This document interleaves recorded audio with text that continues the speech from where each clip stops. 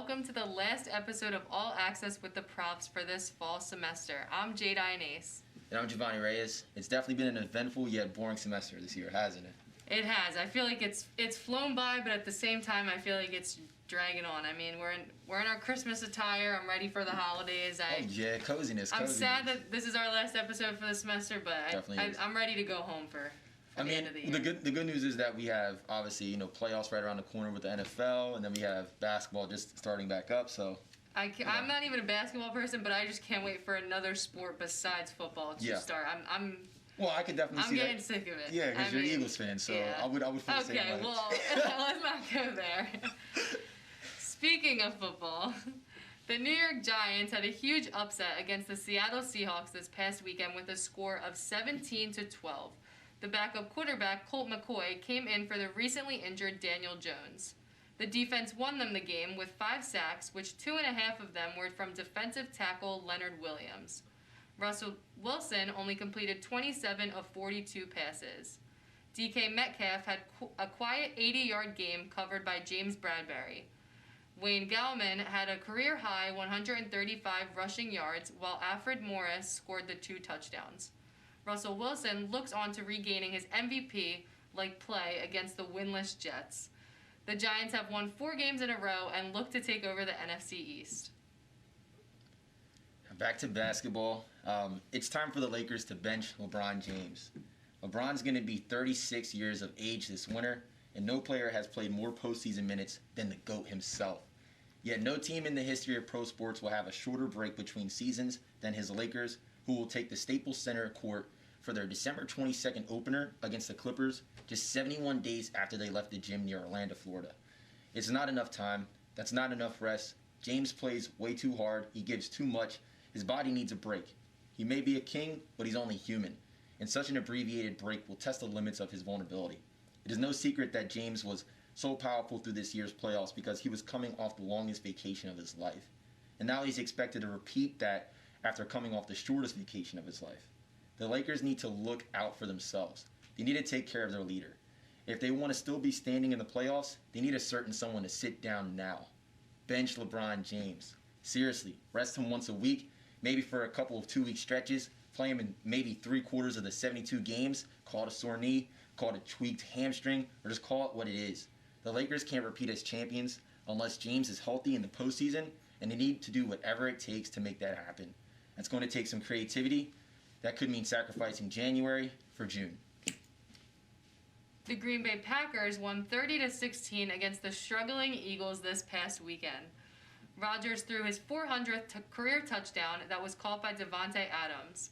Carson Wentz still struggled and missed receivers in stride. He only had 6 passes completed out of 15. Jalen Hurts came into the end of the game and gave the team a boost of energy that was very much needed. He completed 5 passes, including a long touchdown to Greg Ward.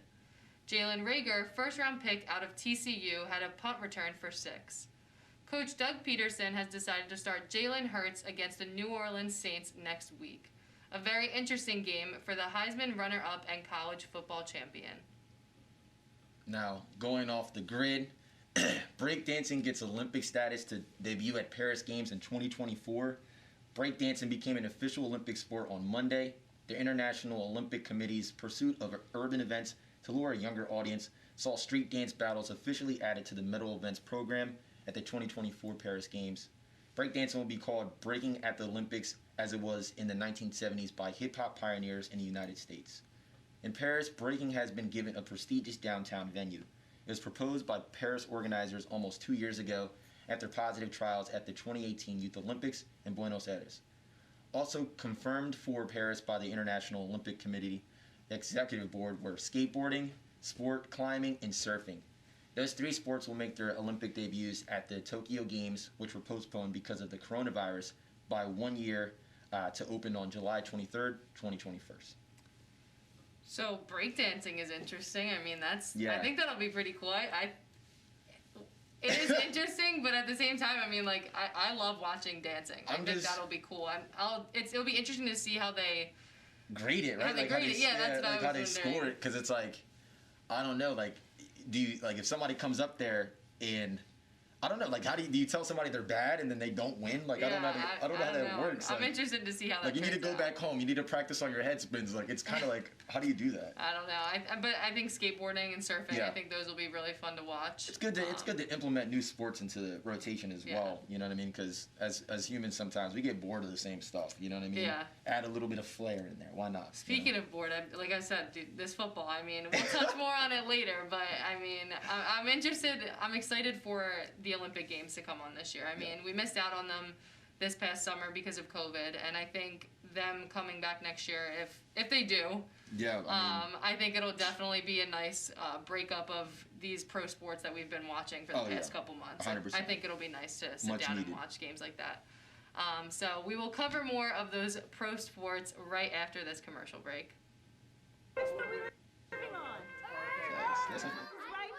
What do you think it would be like to teach? Chances are, you have no idea.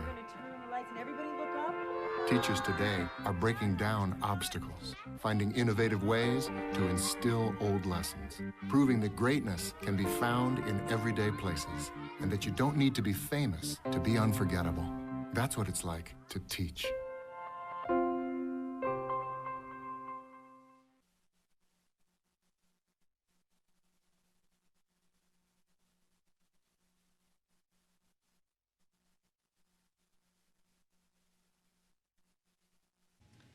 The last undefeated team in the NFL, the Pittsburgh Steelers, fell to the Washington football team this week, ending their 11-0 record. Comeback Player of the Year nominee Alex Smith led the team to a win, going 31 for 46 for 296 yards with 1 touchdown. Coach Mike Tomlin agreed that his team didn't deserve to win. Quote, "We had several sequences where we had an opportunity if we gained a yard.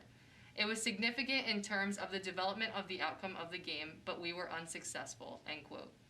Not only did the Steelers fail to score in a 5-play sequence from the 1-yard line, but later, the Steelers also couldn't put points on the board when they had a 3rd and 1 from Washington's 28.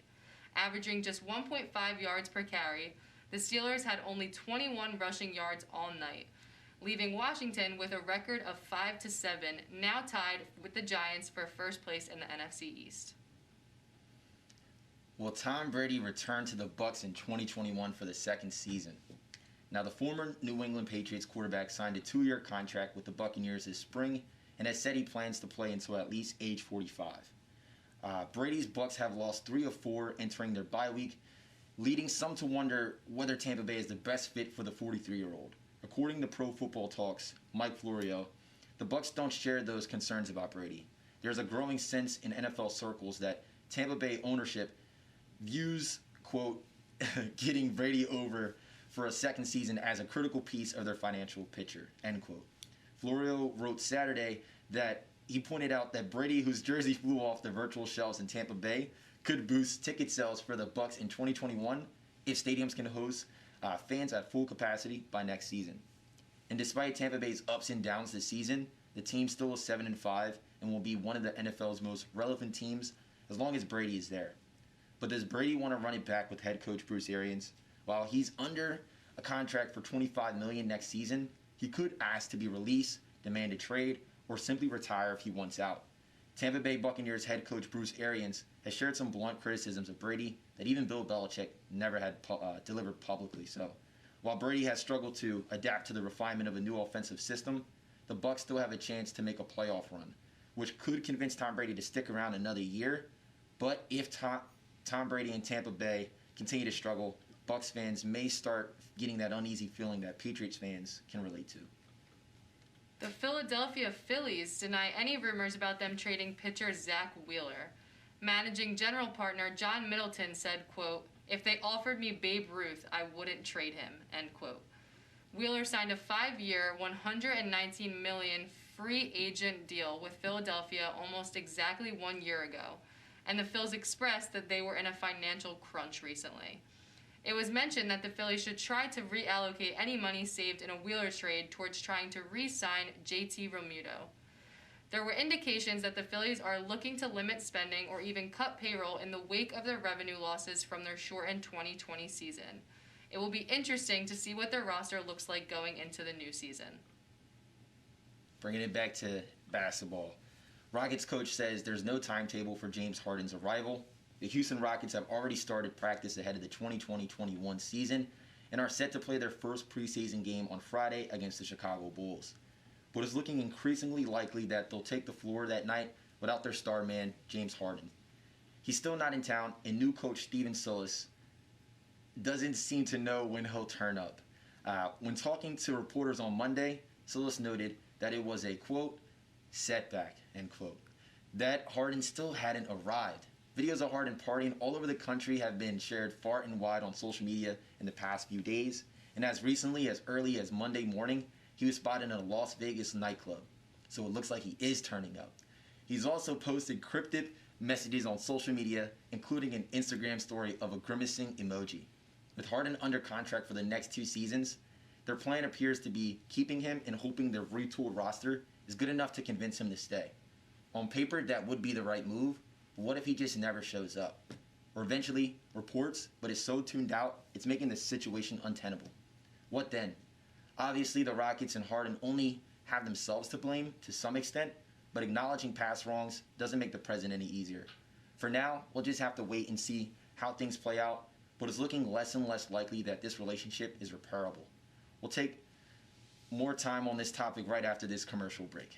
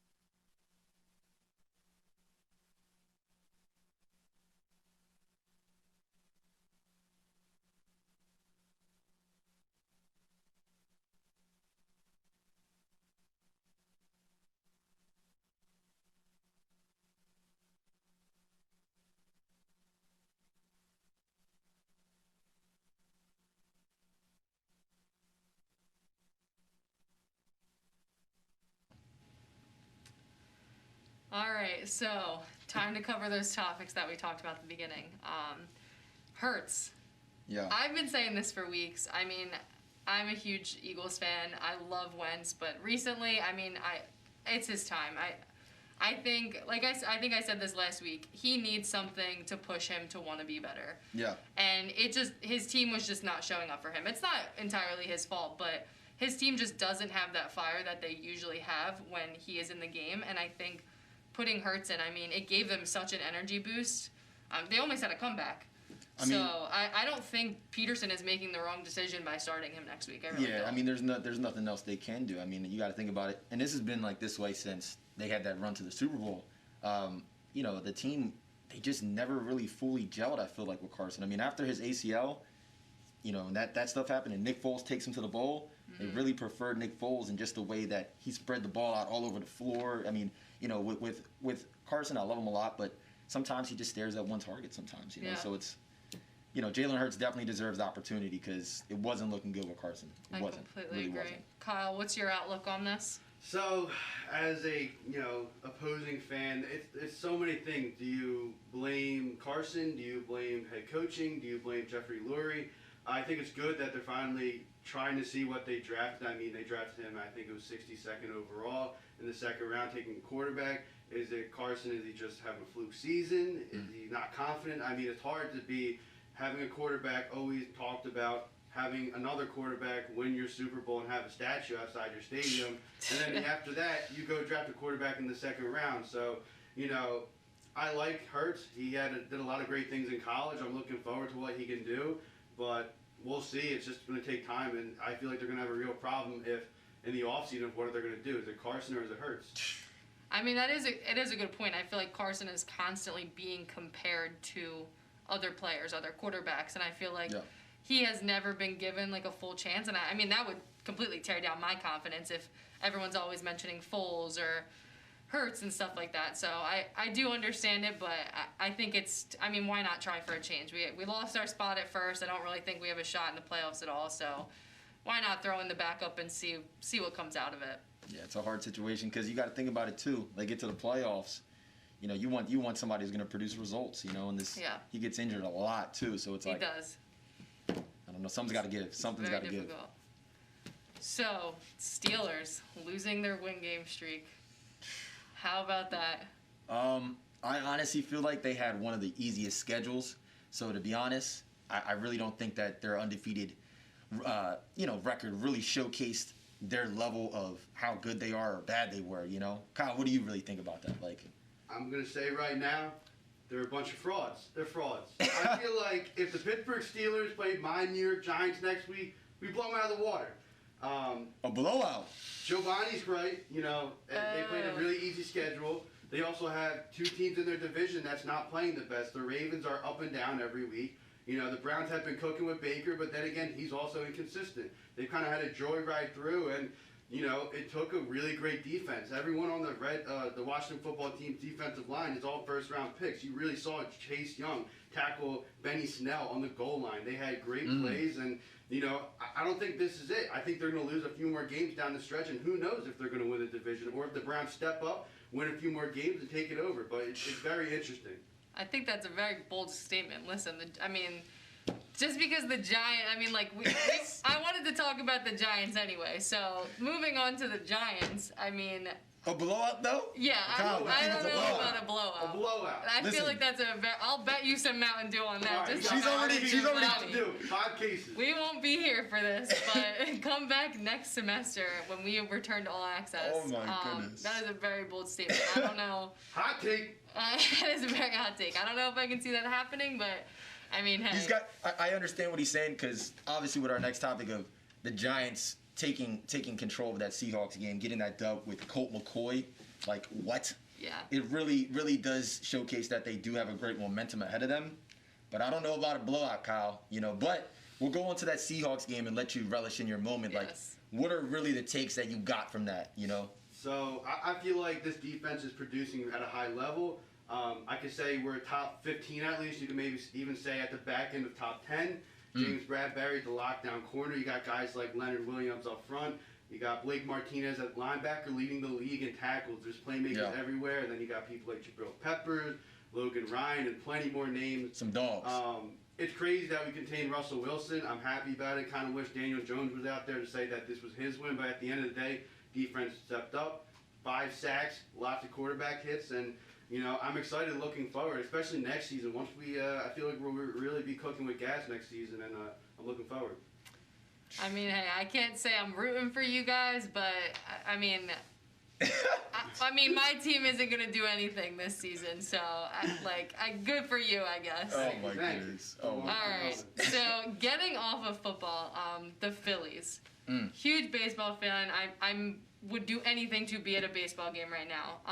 I think the Phillies will make a huge mistake if they do not re-sign JT Realmuto. I just feel like he's such a key player for them, and I don't know. Well, it's like you said in your story earlier. There's a lot of things that go into it.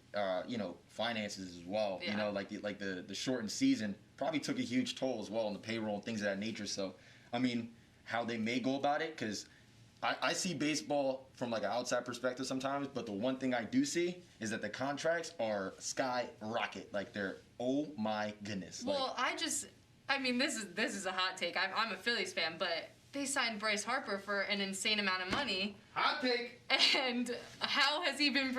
This is last season, but I don't know. Everyone always argues with me on this, but I just feel like he is not performing up to the standards for the contract that he was given.